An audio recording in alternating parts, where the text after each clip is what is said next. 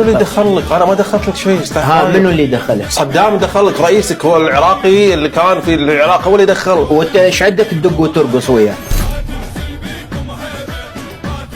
انت ليش تدق وترقص وياه؟ عيفه يطبه مرض، احنا وياه نتفاهم، احنا العراقيين ويا رئيسنا هذا الطاغوت نتفاهم، انت ايش عندك؟ لان الموضوع استراتيجي مره ثانيه استاذ فايق. ما هو اذا طاح صدام إذا في حرب مع ايران دول الخليج الانظمه كلها راح تسقط.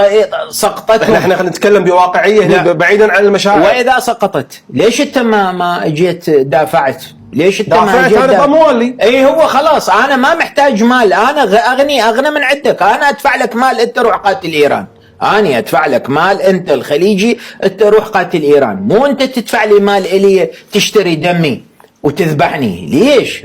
احنا كنا الشباب. شوف خلي احكي لك انا، يعني انت اليوم افتحت فد شيء مهم جدا ولازم انقل لك الواقع. كان كل شاب عراقي ضابط جندي مدني ما له علاقة يصفن يسأل يقول يعني أنا أقاتل من أجل بدوي بالصحراء، صحراء العرب هذا ما يعرف يشطفه، ما يعرف ياكل ضب، هذا ياكل ضب. الضب احنا عندنا اصلا اذا شيء عجيب غريب انه واحد ياكل ضب، اقصد احنا العراقيين، لان احنا ناكل سمك من دجله والفرات، مو ناكل ضب.